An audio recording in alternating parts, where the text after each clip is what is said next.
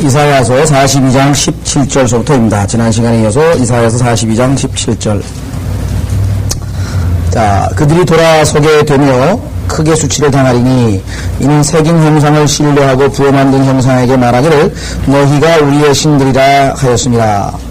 여기는 조금 의역이 되어 있습니다. 여기 보시면 그들이 누구냐 하면 뒤에 나오는 사람들이에요. 즉 새긴 형상을, 둘째 줄입니다. 새긴 형상을 신뢰하고 부어 만든 형상에 말하기를 너희가 우리의 신들이라 하는, 그렇죠? 너희가 우리의 신들이라 하는 자들이 돌아서게 돼서 크게 수치를 당하리라. 그들이라고 하는 사람이 누구냐면 사실은 하나님을 섬기는 게 아니라 우상을 바라보고 우리의 신들이라고 거기서 엎드려 절하고 기도하고 뭐 해달라고 그러고 빌고 그런 사람들이죠. 그죠? 그런 사람들은 수치를 당한다. 주님께서 오시는 그날 그들이 뭐예요? 돌아서서 크게 수치를 당하게 될 것이라고 했습니다. 우리나라에도 이 형상에 관한, 새긴 형상에 관한 세계에서 몇 안 가는, 물론 태국이라든가 뭐 인도라든가 뭐 일본이라든가 우리보다 앞선 나라들도 있지만 우리나라도 그에 못지않게 이 새긴 형상을 불상을 많이 아주 하고 섬기고 또 뭐 온갖, 또 우리나라도 카톨릭도 상당히 많잖아요. 집에 가면 다 이렇게 형상 만들어 놓은 그런 사람들인데요. 그 사람들, 즉 하나님 대신에 우상을 받아들여가지고 말한다는 소리가 너희가 우리의 신들이라. 여러분들 생각에는 그러면 그리스도인들은 그러지 않은 그런 사람이 없겠느냐? 사실은 그렇지 않습니다. 왜냐하면 이스라엘 백성들 중에 뭐예요? 금송아지를 만들어 놓고 우리의 신이라고 했거든. 우리를 이집트에서 끌어내 인도하신 신이라고 하면서 금송아지 앞에서 벌거벗고 먹고 마시고 벌거벗고 뛰어놀더라. 그게 돼 있었잖아요. 출애굽기 32장에 보면. 신약적으로 봤을 때 성경에 보니까 탐심은 우상 숭배라고 성경에 기록이 돼 있어요. 탐심. 필요하지도 않는 거 막 더 가지려고 하고, 그죠? 그것은 때로는 영적인 탐심일 수도 있습니다. 하나님께서 주신 그 분량만큼 하면 되는데, 주신 은사대로 섬기고 자기가 주님을 섬기면 되는데, 더 큰 은사를 사모하는 것은 잘못된 것 없어요. 믿음도 사모하는 거 잘못된 거 없는데, 분량이 있는데, 그냥 허구한 날 기도원에 가가지고 그냥 허구한 날 능력만 달라고 그냥 그러면은 이미 주신 달란트와 이미 주신 은사와 이 모든 것들을 활용해서 주님을 섬기면 되죠.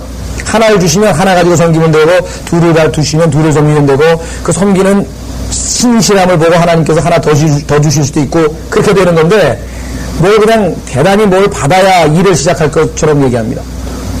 구원받은 사람 거듭나고 나서 아무것도 모르는 사람도 뭐예요? 전도지 나눠줄 수 있고, 예수 그리스도께서 당신의 죄 때문에 죽었다고 그렇게 증거할 수 있고, 하나님 이 나라에 구원받지 못한 사람 구원하게 되라고 기도할 수 있고, 우리 아버지 구원받게 되라고 기도할 수 있고, 그 얼마든지 할 수 있는 일부터 있다는 거죠. 예. 자, 그래서 이 형상에 관한 그리스도인들도 사실은 영적으로 얼마든지 우상 숭배를 할 수가 있다는 것입니다. 물론 여기서는 1차적으로는 실제 형상 만들어 놓고 절하는 사람이죠. 교리적으로는. 예, 우리가 영적으로 적용해보자면 그렇다. 모든 부어만든 형상을 말해 너희가 우리의 신들이라. 하나님 이외에는 신이 없다. 나 외에는 신이 없다. 나 외에는 신이 없다. 지금 이사야서에서 계속해서 외치는 것은 뭐냐면 나만이 유일한 참된 신이다. 왜? 창조주 아니냐 이게. 왜? 두 번째. 그러니까 이사야서는 나만이 유일한 참된 신이라고 하는 것을 증명하는 두 가지가 있는데, 첫째는 뭐냐? 창조주다. 두 번째는 뭐냐? 예언을 했는데 다 마친다. 그 두 개를 참신이신 나 말고 주 말고 할 줄 아는 자가 누가 있느냐? 인간은 말할 것도 없고 그 누구도 뭐예요? 감히 흉내도 못 내는 그 두 가지죠. 자, 그래서 여기 지금 신들이라 하였습니다. 너희 귀머거리들아 들으라. 너희 소경들아 보라. 너희가 볼 수 있으리라. 이렇게 할 수 있는 분이 누구예요? 하나님 한 분뿐이시다 이게. 하나님께서 빛이 있어라 있는 거예요. 귀머거리 보고 들어라 그러면 듣는 거예요. 예? 보라 이러면 보는 거예요. 일어나라 이러면 일어나는 거고. 왜? 말씀이 능력이 있으니까. 그래서 인간과 하나님과의 차이는 거기에 있는 거죠. 그래서 미셸 푸코라고 하는 20세기의 그 프랑스의 그 철학자가 있는데, 뭐 해체주의라고도 하고 뭐 하여간 어려운 용어는 잔뜩 썼었는데, 거기 그 사람이 쓴 책에 보면 제목이 뭐냐면 말과 사물이에요. The Things and the Words 이런 책이 있어요. 되게 뭐냐면 하나님은 말과 그러니까 말하고 사물하고 일치를 해요. 빛이 있으라면 빛이 금방 있대. 일어나라 그러면 일어나는 거예요. 그럼 일어나라고 하는 말과 일어나는 행위가 딱 일치하는 게 하나님인데, 인간은 뭐예요? 아니면 이게 시건한다. 이게 해놓고 안 하고 해놓고 안 하고 안 되죠. 그래서 인간의 한계는 결국은 뭐예요? 자기가 신이 되려면 인간은 뭘 가지고 신이 됩니까? 말을 가지고.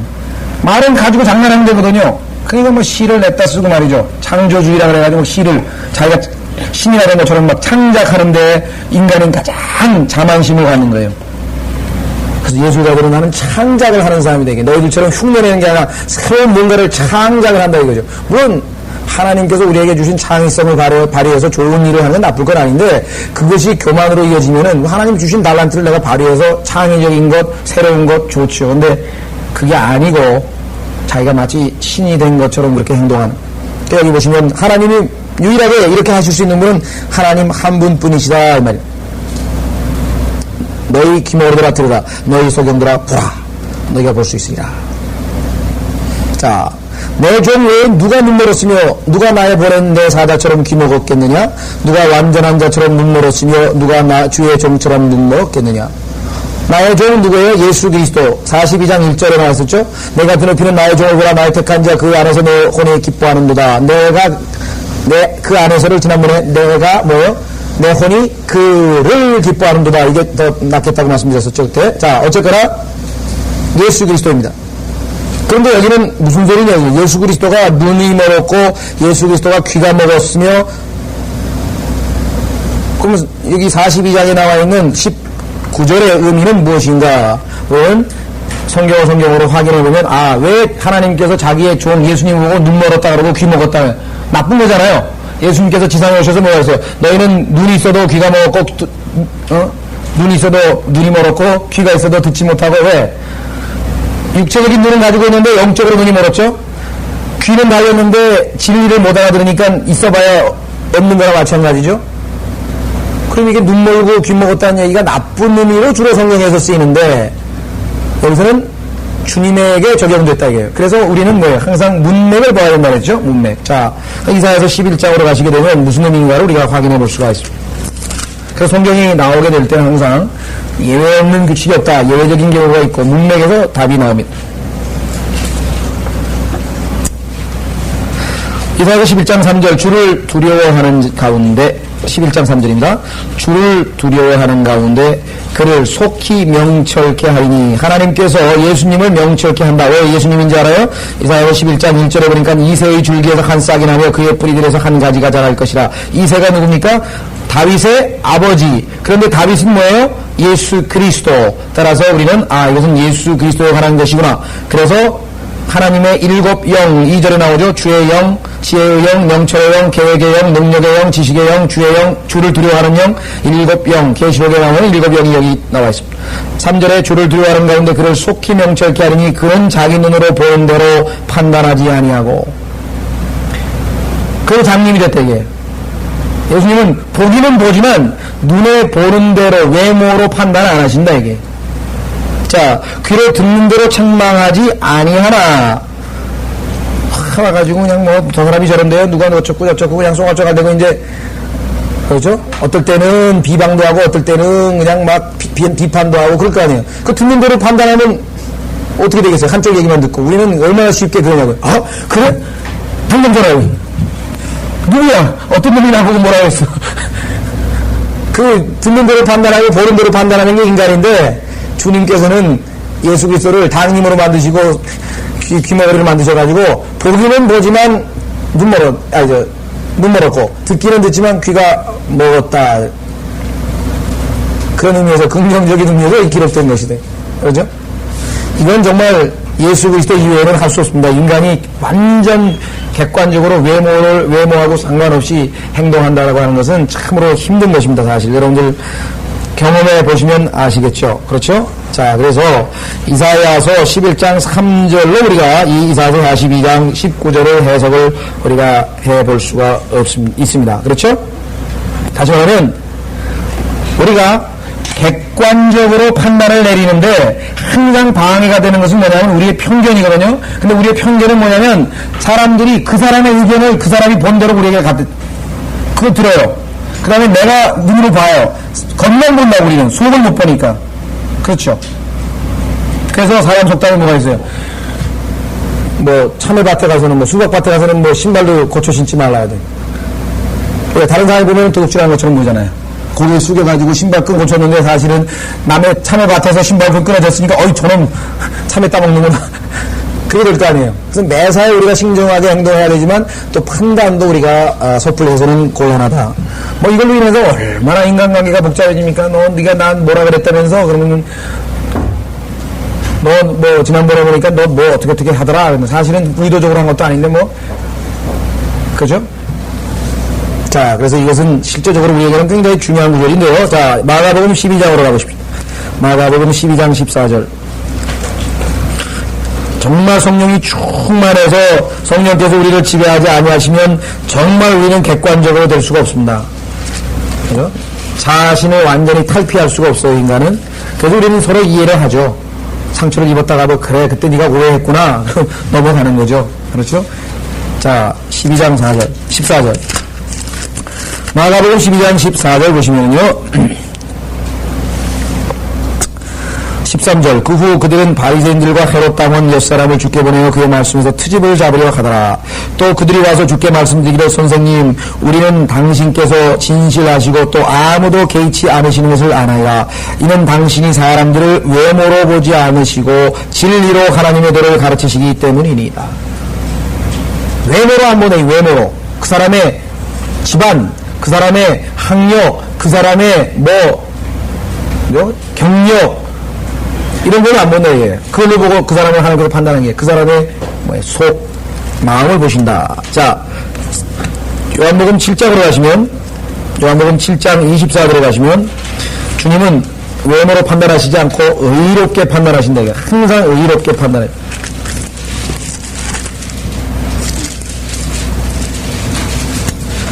요한복음 7장 24절. 우리 안에 주님의 영이 충만하고 성숙하다면 그렇게 주님처럼 우리도 판단할 텐데요. 자, 주님께서 이렇게 말씀하셨습니다. 22절부터 보시면, 21절부터 보시면, 7장 21절. 예수께서 대답하여 그들에게 말씀하시기를 내가 한 가지 일을 행하였는데 너희가 모두 이상히 여기는도다. 그러므로 모세가 너희에게 할례를 주었으니 그것은 모세로부터 온 것이 아니고 조상으로부터 온 것이기 때문이라. 조상 아브라함으로부터 왔죠. 할례는 너희가 안식일에 사람에게 할례를 주는도다. 만일 어떤 사람이 모세의 율법을 범하지 않으려고 안식일에도 할례를 받거든 하물며 내가 어떤 사람을 안식일에 온전히 낫게 해줬다고 해서 너희가 나에게 화를 내느냐. 너희는 그렇게 외모로 안식일 안 지킨 거 그것밖에 안 보이냐? 그 속에 안식일을 범하는 것처럼 보이지만 하나님께서 안식일을 지은 바 목적 뭐예요? 사람을 위해서 안식일을 만드셨는데 사람이 지금 뭐예요? 죽어가게 됐는데 그 병을 낫게 해준 그것이 안식일을 범하는 것인가 그것밖에 모르겠느냐? 그러면서 외모로 판단하지 말고 의로운 심판으로 판단하라. 의로운 심판. 근데 의로운 심판으로 판단할 때 가장 방해가 되는 게 뭐냐? 우리가 보고 들은 거다. 이게. 우리가 보고 들은 거. 그래서 주님은 장님이 되시고 귀머리가 되신 것입니다. 사무엘상으로 가시면 16장 17절 사무엘상. 이건 말이 쉽지 실천은 정말 쉽지 않죠? 사무엘상 16장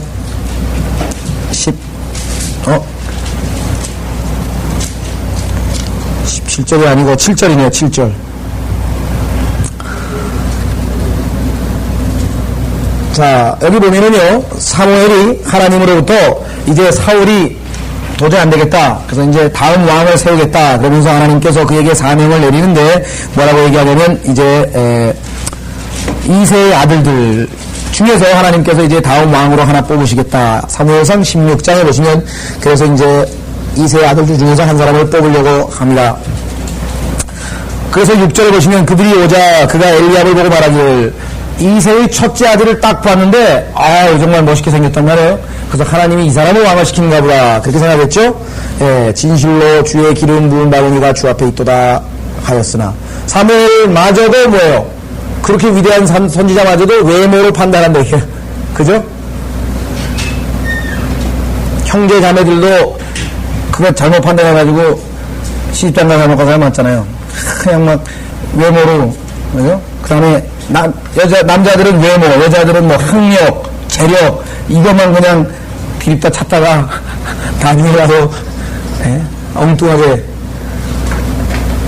자, 여기 보시면 주께서 사무엘에게 말씀하시기를 그의 용모나 그의 신장을 보지 말라 내가 그를 버렸노라. 주가 보는 것은 사람이 보는 것과 같지 아니하나니 사람은 외양을 보나 주는 마음을 보느니라. 이 주님의 보는 눈을 달라고 우리가 기도를 해야 되니 주님의 보는 눈 그게 지혜잖아요. 아 내가 판단이 아니라 주님께서는 이렇게 판단하시겠다. 그걸 알아야 되는데 그러려면은 일단은 재료가 있어야 돼요. 말씀을 많이 읽어야 돼요. 말씀을 많이 읽어서 그걸 판단할 수 있는 말씀이 떠올라야 되는데 말씀이 없으면 떠오르지 이거 어떻게 해? 하나님께서는 성령께서는 역사해 주시려고 하는데 본인이 성경을 덜 읽어서 그 말씀을 몰라 어디에 있는지 그건 해결이 안 되는 거죠. 그래서 어렸을 때부터 밥 잘 먹은 사람이 튼튼한 게 그거 아니에요. 네. 그래서 이 성경을 약간 밥 매일 먹는 겁니다. 매일 먹고 약간 처음에는 뭐 맨날 그거 같잖아요. 그게 그거 같고 또 읽고 또 읽고 또 읽고 밥이 뭐 항상 맛있어서 먹나요? 먹어야 되니까 먹는 거지. 왜? 체력이 유지되려면 먹어야 되니까. 그죠? 여러분들은 모르겠어요. 항상 충만하셔서. 저는 어떨 때는 억지로 읽어요. 성경을. 읽었는데, 한 10분 지나갔는데, 계속 잡생각이 그냥 왔다 갔다. 근데 어떤 사람들은 거기서 속아. 아이, 지금은 하나님께서 읽지 말라는가 보다. 왜? 집중이 안 되니까 딱 떴고. 그게 마귀가 이겼다. 못 읽게 지금 방해하는데, 속으면 어떻게, 그때는 뭐 일을 악무는 거예요. 나는 지금, 그래도 난 30분은 채운다. 난 그래도 1시간은 채운다. 네가 아무리 뭐라고 해도 난 끝까지 채운다. 그래서 읽다 보면 뭐예요? 집중력이 생겨서 말씀이 들어오는 거예요. 근데 거기서 대부분이 막 속거든요. 기도도 왜요? 뭐 한 10분, 20분 했는데 막 잡생각, 공상, 아유, 기도 안 되네. 그때 기도를 해야 되는 거예요. 기도 잘 될 때는 잘 되니까 하는 거고, 안 될 때는 해야 되니까 하는 거고. 근데 대부분 사람들이 거기서 속는 거예요. 이런 자세로 내가 무슨 기도를 이따가 마음 좀 잘 정리가 되라. 계속 밑으로 내려간지. 그 기도를 극복하고 넘어가면 이제 마음이 정리가 되고 평안해지는 거죠. 그래서 이 기도와 말씀 읽는 건 이게 전쟁입니다. 못하는 마음이 들 때는 그건 이를 악물고 더 해야 돼요. 그건 필사적으로 더 해야 돼요. 필사적으로. 어떤 사람은 성경만 들으면 머리가 아프대요. 근데 머리가 아플 때요. 두 가지예요. 실제로 머리가 아픈 사람이 있고, 그거는 이게 이제 뭐 너무 신경을 써가지고라든가 무슨 원인이 있는 게 있고, 원인이 없는데 머리가 아픈 게 있어요. 그건 마귀가 몸 읽게 하는 거거든요. 근데 대부분 사람들이 거기에 속아 넘어가요. 그러니까 내가 하나님께 가까이 가려고 하는 것 두 가지입니다. 첫째, 성경 있는 거하고 기도하는 것을 방해한다면 거의 대부분이 아주 특수한 경우를 제외하고, 특수한 경우는 뭐냐? 지난번에 말씀드렸잖아요. 7년 동안 직장도 안 갖고 일도 안 하고 밥 먹고 맨날 성경만 읽고 기도만 다니는 사람. 그런 사람 안 되지.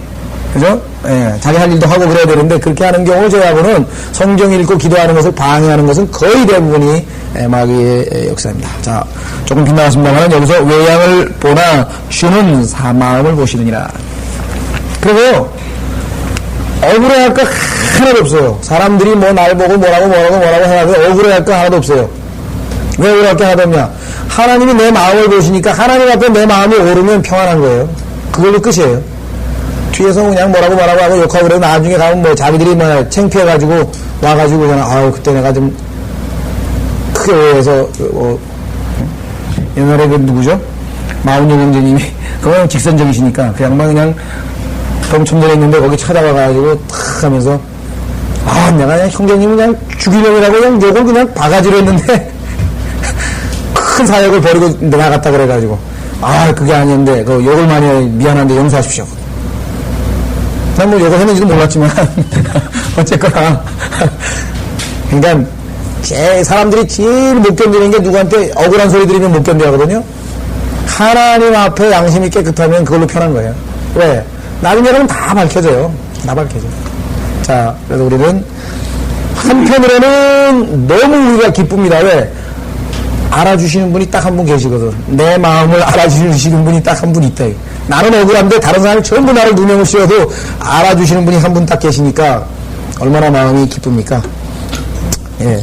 다시 이사야서 42장으로 오셔서 그래서 우리는 예수님이 귀 먹으리고 눈 멀었고 귀가 먹었다고 하는 얘기가 바로 그 얘기다. 그럼 우리가 확인할 수 있고요. 자, 20절. 내가 많은 것을 보면서도 예수님은 많이 보았습니다. 뭐 우리보다 뭐 시력이 훨씬 더 좋으시겠죠. 다 보고. 그런데 왜 주시하지 않으며 나는 너희 마음을 알기 때문에 왜 뭐 겉으로 보이는 것 거기에 뭐 신경 안 쓴다. 귀를 열어놓고서도 다 들어요. 무슨 말 했는지 다 알아요. 심지어는 갈릴리 호수에 어떤 물고기 속에 입속에 동전 하나 들어있는까지 다 아시는 양반인데, 머리카락을 다 세시는 양반인데 뭘 모르겠어요. 그러니까 그래 다 얘기해라. 그래도 거기에 전혀 방해받지 않아요. 올바른 객관적인 판단을 하는데. 근데 우리는 그게 아니잖아요. 귀가 얇아가지고 귀도, 그래? 아니, 그놈이, 벌써 흥분한. 우리나라 이 정치가들, 세상 정치가들도요, 그것에 흔들리지 않는 사람은 훌륭한 정치가라고 하잖아요. 아니, 무슨 쏙닥쏙닥 하는 그런 간신배들이 와가지고 그때 그거 안 넘어가는 사람이, 그거의 판단을, 영향을 안 받는 사람이 훌륭한 정치가라고 그러죠. 세상에서도. 그리스도인들도 그것에 좌우되지 않으면 싸움이 별로 없어요. 거의 대부분이 입에서 입으로 가가지고 나중에 너 이랬다며? 이것들이 싸움 붙는 거죠. 자, 그래서 주님은 정말 여기 보니까 다르신 분입니다. 우리하고는 다르신 분이죠. 그래서 22절에 뭐라고 되어 있습니까? 22절에 이렇게 기록되어 있군요.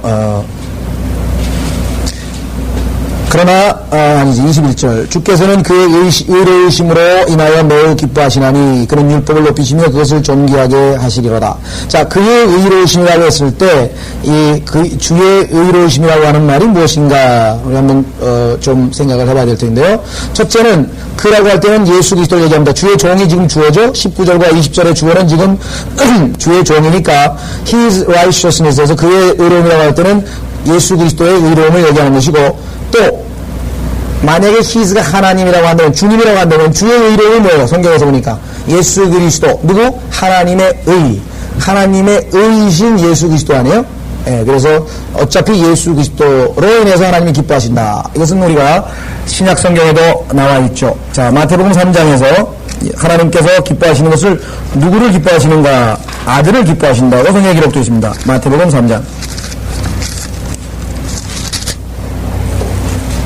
마태복음 3장 17절입니다. 마태복음 3장 17절.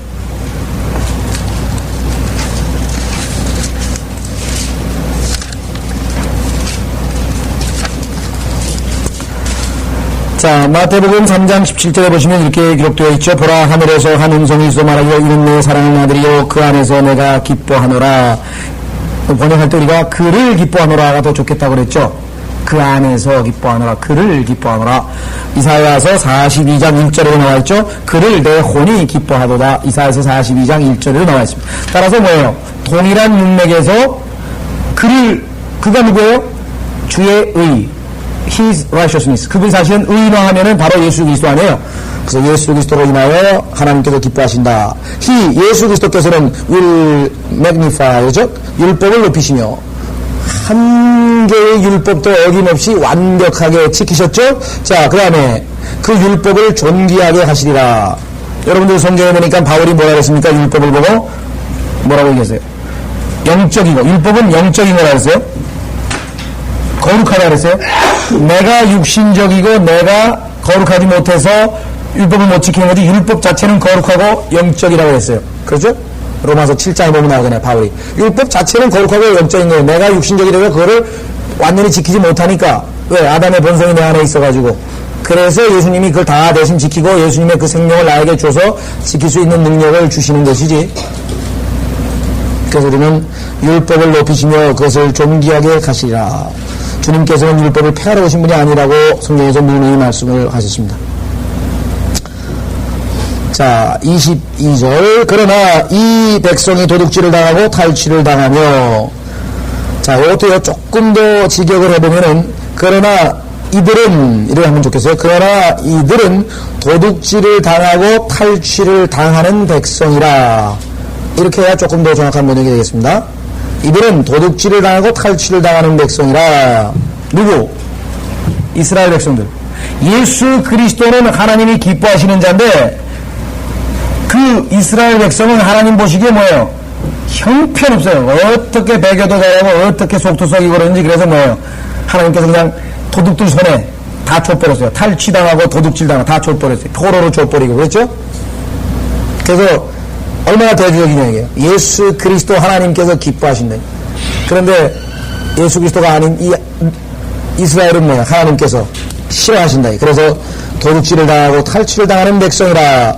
그들 모두가 굴 속에 잡히게 되어 그들이 감옥에 갇히도다. 그들이 포로가 되었어도 이 포로라고 하는 단어, 포에인데 포에란 말은 사실은 정확하게 번역하면 짐승의 먹이를 얘기합니다. 짐승의 먹이. 정확하게 포로보다는 먹이. 그들이 먹이가 되었어도 다 잡아먹었죠. 비유적으로 얘기해서 구해줄 자가 없고 탈취물이 되었으나 돌려주라고 말한 자도 없도다. 그렇죠? 너희 가운데서 누가 이 일에 귀를 기울이겠느냐? 누가 다가올 때에 대하여 경청하여 듣겠느냐? 전부 다 뭐예요? 진짜 영적으로 귀가 먹은 사람들이에요. 영적으로 귀가 먹은 사람들, 영적으로 눈이 멀은 사람들이 있어서 이스라엘 백성들은 아무도 주님의 이 말씀에 귀를 기울이고 다가올 일들에 대해서 경청하고 깨어있지 못합니다. 그래서 하나님께서 징계를 하시죠. 24절 야곱을 탈취물로 주시고 이스라엘을 도둑들에게 주신 분이 누구시겠느냐? 하나님께서 자기 자식을 징계하신다. 아니면 사생하죠? 징계하신다. 우리가 거역하는 죄를 지은 그분, 다음에요. 곧 주가 아니셨더냐. 여기 번역도 그는 주가 아니셨더냐가 아니라 그분 곧 주가 아니셨더냐. 누가? 야곱을 탈취물로 주시고 이스라엘을 도둑들에게 주신 분이 바로 그분 곧 주시라. 이렇게 해야지만 정확하게 번역이 되겠습니다. 동격이죠? 알고 보니까 바로 주님께서 이스라엘을 징계하신 장로님입니다. 그래서 지난번에도 어떤 분이 제가 테이프에서 그런 얘기, 아마 설교 때인지 언제인지 모르겠는데 그런 얘기를 했더니 그 말씀을 인용을 하던데, 우리가 주님 앞에 갔을 때 가장 억울해할 사람이 누구냐 그랬어요? 마귀다, 이게 마귀. 왜 마귀가 하나님 앞에 가서 나는 억울합니다. 왜 그러냐, 이게. 거의 대부분의 사람들이 자기 자신의 잘못이죠. 자기 자신의 잘못으로 인해서 또는 하나님께서 징계하신 것인데 그걸 전부 다 누구 탓으로 돌려요? 마귀 탓으로 돌렸네. 일이 안 되고 그러면 전부 다 큰 마귀가 방해를 해가지고 그런다. 내가 신앙생활 잘하는데 그런 마귀가 나를 방해해가지고선 성경도 못 읽고 했다. 그런 식으로 마귀 핑계를 사람들이 얼마나 많이 되냐 이거예요. 나중에 마귀가 가가지고 야 네가 잘못해놓고 왜 나보고 내가 방해했다 그러냐 이거. 요즘에는 그냥 걸핏하면 무조건 그냥 마귀가 저를 괴롭혀가지고 마귀 핑계를 너무 많이 되죠. 마귀 핑계. 사실은 자기가 또는 하나님으로부터 온 징계일 수 있다. 그래서 여기 보시면 마귀가 한 게 아니에요. 야곱을 갈침으로 주시고 이스라엘을 도둑들에게 주신 분이 누구시겠느냐? 우리가 거역하여 죄를 지은 그분 곧 주가 아니셨더냐? 이는 그들이 주의 길로 행하지 말고 행하고자 아니하였고. 우두입니다. 의향을 얘기하죠. 행하려고예요. 의도 행하려고 아니하였고 그들이 주의 법에 순종하지 아니하였습니다. 그래서 하나님께서 징계를 하신 것이죠. 징계를 하신 것. 자, 따라서 22절부터 보면은 예수 그리스도와 이스라엘과의 대조를 우리가 볼 수 있습니다. 22절에 보면은 포로가 되었다 그랬죠? 셋째, 그걸 보시면 포로가 되었다. 구해줄 자가 없었다. 먹이가 돼서 구해줄 수 없다. 감옥에 갇혔다 그랬죠. 근데 예수님께서 오셔서 이들을 감옥에서 끄집어내 주셨죠. 우리가 세 가지 면에서 한번 찾아보겠습니다. 우리는 죄의 종이었습니다. 그렇죠? 요한복음 8장 32절에 너희가 진리를 알지니 진리가 너희를 자유케 하리라. 그랬더니 아니 우리가 노예가 아닌데 우리는 자유인인데 우리를 해방시킨다니 우리를 자유케 한다니 그게 무슨 말씀입니까? 예수께서 죄를 짓는 자는 죄의 종이라 죄의 노예라 이렇게 말씀하셨죠. 따라서 영적으로 보자면 주님께서 오셔서는 우리를 하여금 죄의 감옥으로부터 죄로부터 우리를 해방시키셨대요. 그 다음에 두 번째 예수님께서 십자가에서 죽으시고 성경에 보니까 땅의 심장 부분, 땅의 아랫부분으로 직접 내려가셔서 거기에 옥에 갇혀있는 자들, 그들을 다 사로잡아서 포로로 셋째 하늘로 하나님께로 데리고 가셨죠. 그러면서 봤을 때 실제로 뿐만 아니라 더 문자적으로 봤을 때 베드로가 감옥에 갇혔을 때 주님께서 끄집어내셨고, 그렇죠.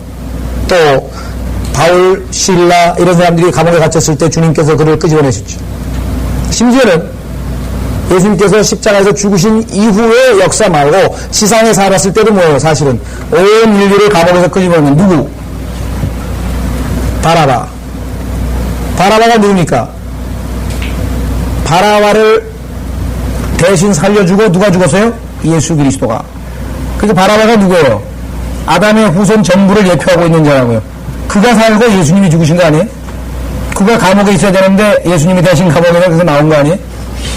심지어는 지상에 있을 때에도 그분께서는 여기 나와 있는 것처럼 감옥에 갇혀 있는 자들을 다 풀어주셨다는 것이죠. 자, 그래서 누가복음 4장 16절에 보면 예수 그리스도의 초림 사역 가운데 하나가 뭐냐면 포로된 자들을 풀어주는 것입니다. 누가복음 4장 16절. 자, 누가복음 4장 16절에 보시면은요, 주께서 자라나신 나사렛에 오셔서 자신의 관례에 따라 안식일에 회당에 자, 유대인이기 때문에 예수님은 율법을 지키기 위해서 자, 그러면 예수님께서 회당에 들어가서 성경을 읽으려고 서시더라. 선지자 이사야의 책을 드리더라. 지금 우리가 공부하고 있는 이사야 책을 드렸더니 그 책을 펴시고 이같이 기록된 부분을 찾으시더라. 주의 영이 내게 임하시니 이는 가난한 자들에게 복음을 전하게 하시려고 내게 기름을 부으심이라. 이는 그가 나를 보내셨으니 마음이 상한 자를 치유케 하시며 포로들에게 구원을 선포하고 여기 나와 있죠. 포로들에게 구원을 선포하고 정확하게는 포로들에게 구출이라는 뜻입니다. 구출이나 구원이나 마찬가지만요. 우리가 구원하면 자꾸만 지옥이 안 가는 혼의 구원만 자꾸만 생각하니까 deliverance라고 그 단어를 우리가 보통 구출한다 이렇게 보통 많이 번역을 했었습니다. 그래서 우리는 예수 그리스도의 초림의 사역이 바로 이 이스라엘 백성들을 그 다음에 우리 그리스도인들의 온 인류를 억으로부터 풀어내시는 것이라고 하는 것을 알 수 있습니다. 자, 그래서 다시 이사야서 42장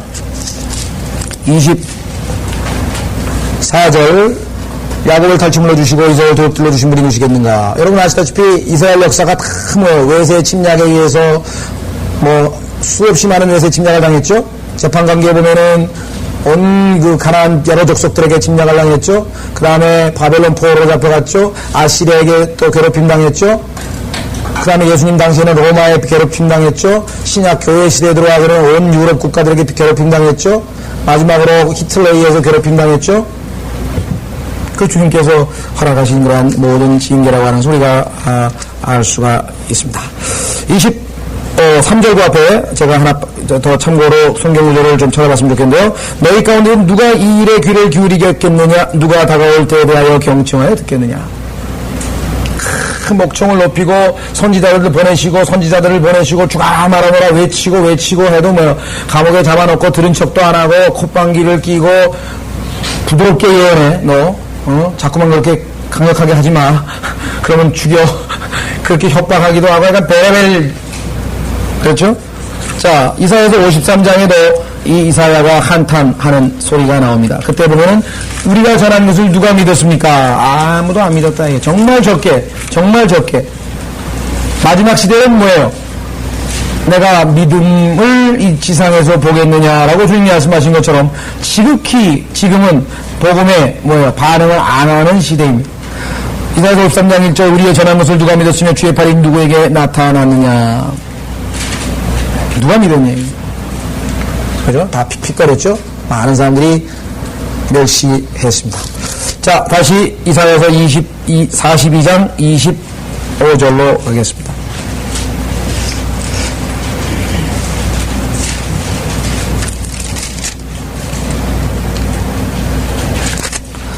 그러므로 주께서 성난 분노와 전쟁의 위력을 야곱 위에 부으셨으며 내내 전쟁에 시달리고 피난다녔죠. 이스라엘 백성들 그의 주위에 불을 붙이셨으나 실제적으로 히틀러에 의해서 가스실에서 죽은 다음에 그 다 재를 만들어서 다 했었죠. 사람들 화로에다가 화장터에서 그냥 불로 그냥 태워가지고 다 죽였죠. 그가 알지 못하고 불이 그를 태웠으나 마음에 두지 아니하는도다.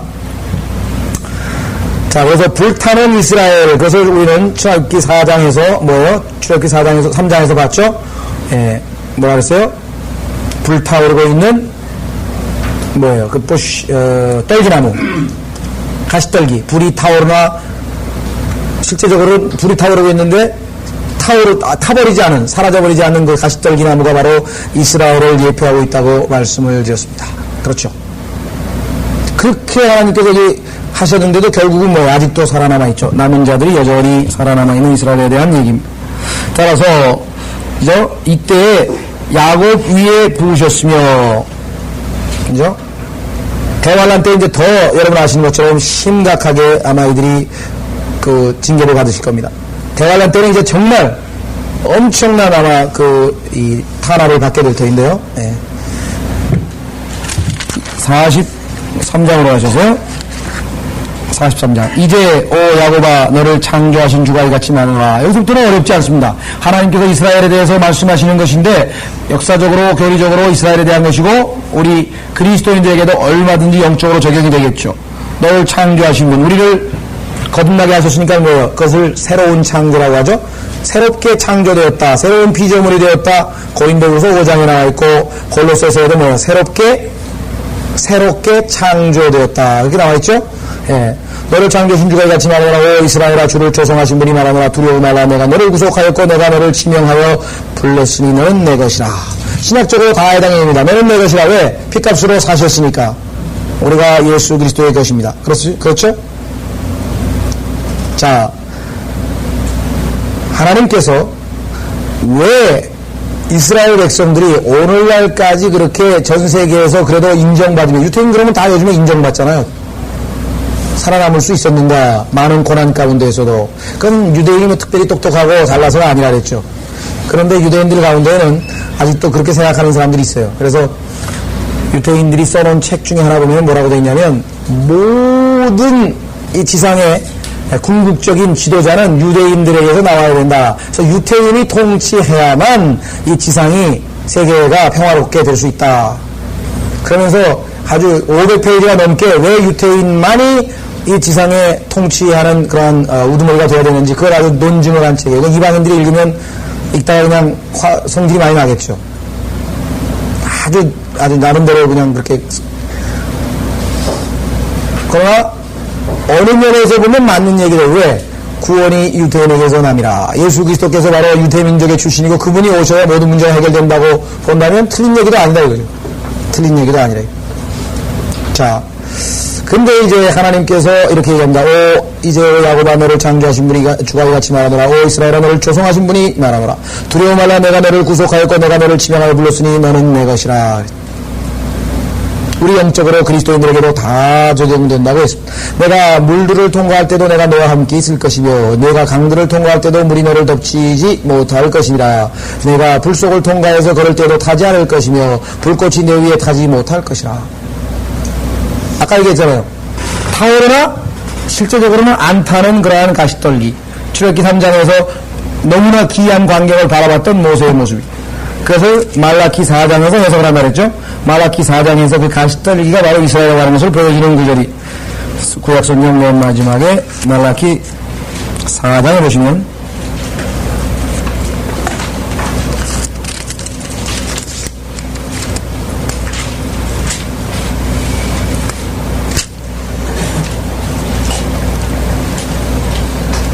(4장이) 아니고 3장 6절입니다. 말라키 3장 6절에 보시면 가시떨기, 타오르는 가시떨기가 바로 야곱을 의미하는 것을 우리에게 보여주는 구절이죠. 나는 주임으로 변경하지 아니하노라. 그러므로 너희 야곱의 아들들은 소멸되지 아니하느니라.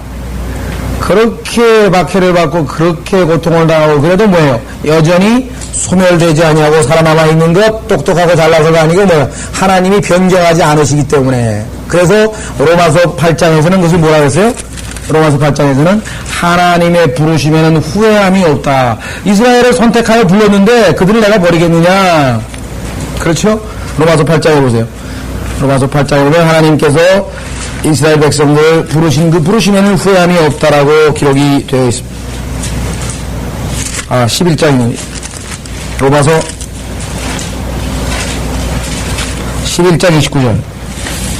그 성경 구절을 장수를 막 틀리고 절수를 틀리고 여름이 돼서 더워서 그러나요? 아니면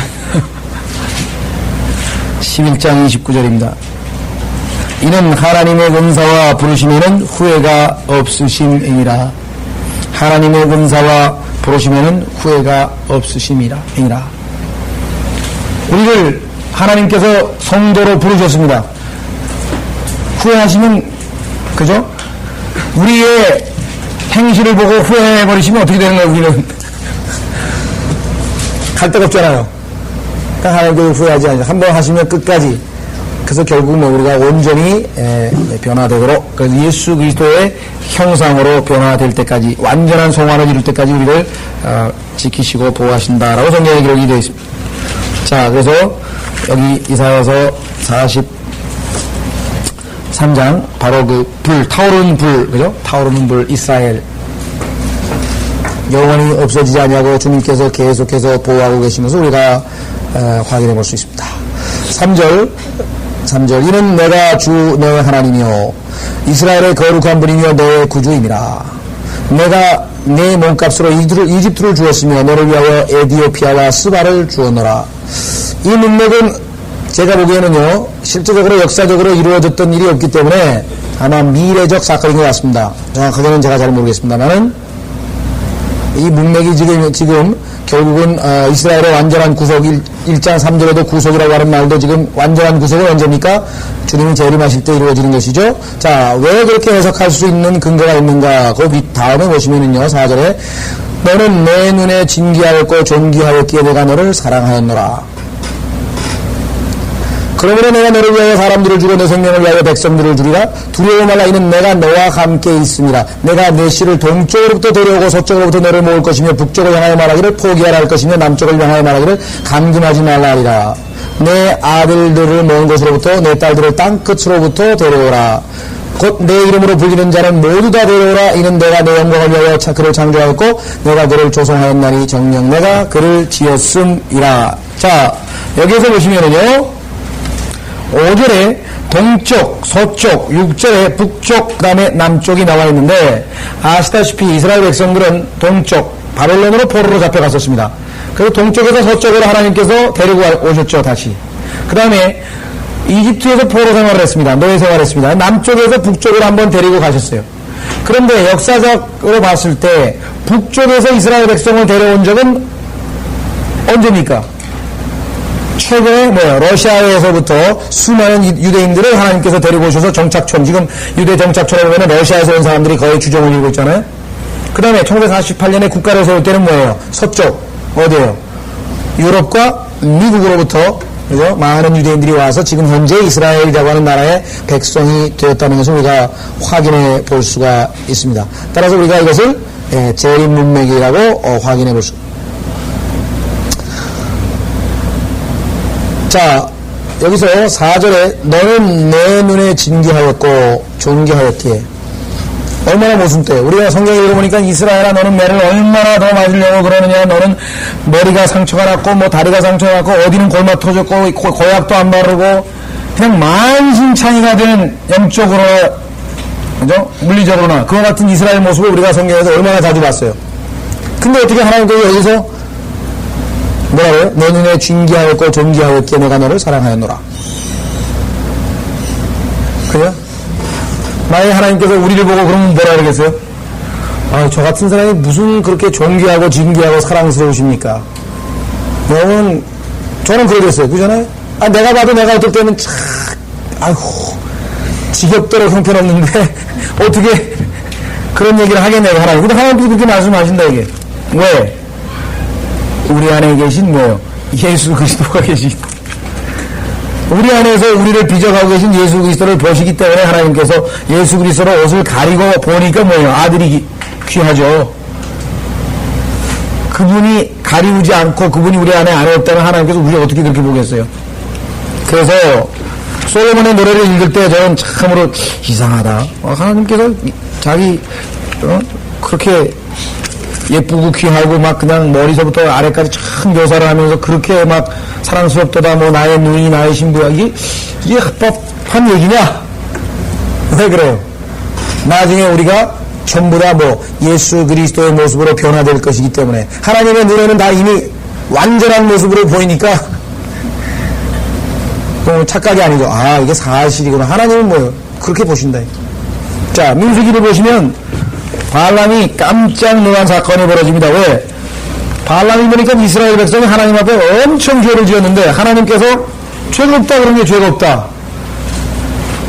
아니, 죄가 없다니 지금 너무 많이 죄를 져가지고 그냥 하나님께서 땅을 갈라가지고 그냥 그냥 밑바닥 없는 구렁에다가 그냥 그 나라한 반역자들을 다 집어넣고 전염병으로 7만 명을 치고 그냥 얼마나 지금 하나님께서 심판을 했는데, 징계를 했는데, 죄가 없다는 게 무슨 소리냐, 이게. 자, 신명기 32장 보세요. 신명기 아니고 민수기.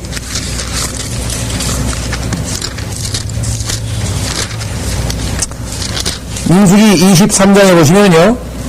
민수기 23장에 보시면요. 바알람을 통해서 하나님께서 이렇게 선포를 하셨어요. 바알람을 통해서 주님께서 이렇게 선포를 하셨습니다. 민수기 23장 21절. 민수기 23장 21절. 주께서는 야곱의 죄악을 보지 않으시며 또 이스라엘의 패역을 보지 않으셨도다. 주 그의 하나님께서 그와 함께 계시니 왕을 환호하는 소리가 그들 가운데 있도다. 이게 뭐예요, 이게? 하나님께서 왜 이스라엘에 엄청 죄를 졌는데 죄악을 보지 않으시고 이스라엘의 패역을 보지 않으셨더라? 라고 말씀하셨는가? 이것이 바로 뭐예요? 하나님의 의라, 이 말이죠. 하나님의 의. 우리의 의가 아니라, 미카서 6장에 보시면요. 미카서 6장 5절. 미카서 6장 5절.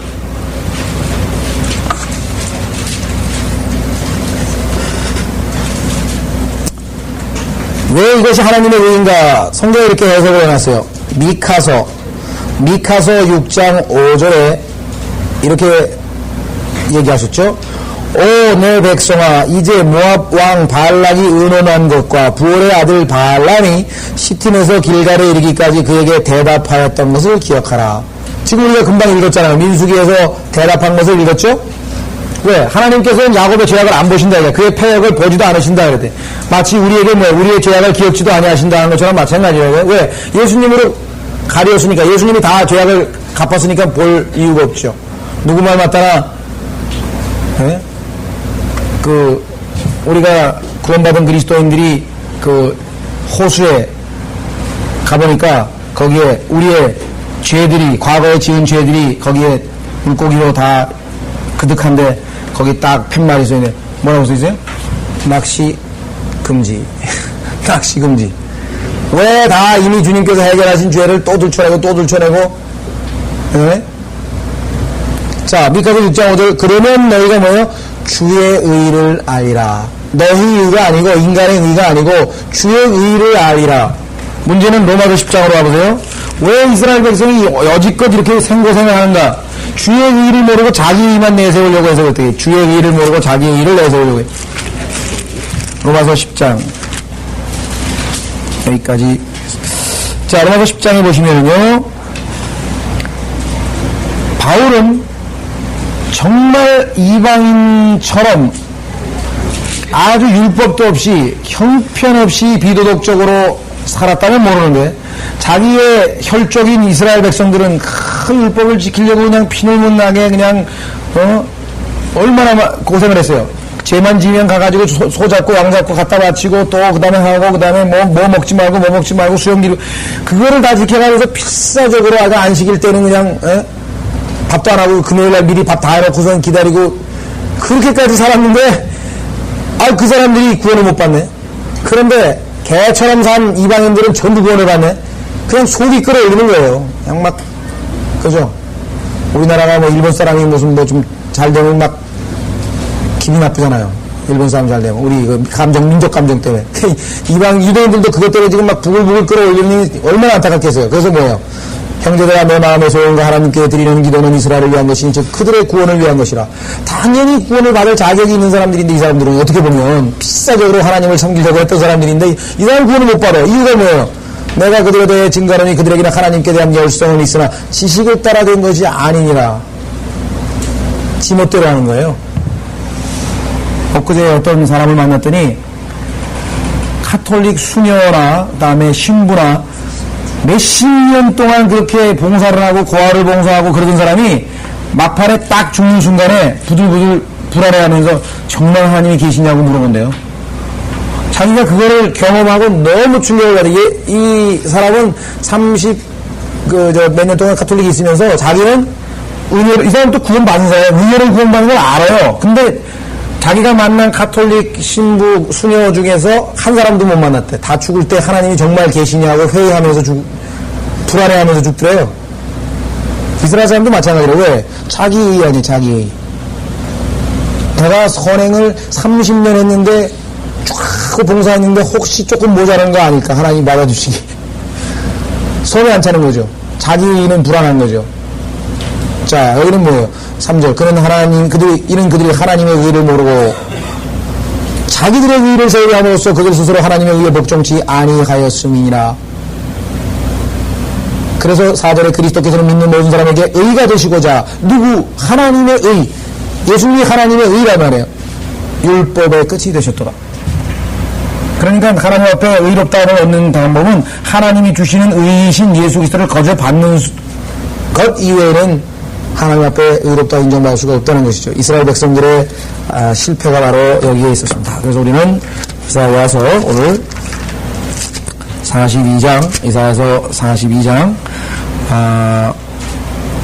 4절이죠. 예, 이사야서 42장 3절, 4절. 그 다음 시간에 조금 더 이어서 계속해서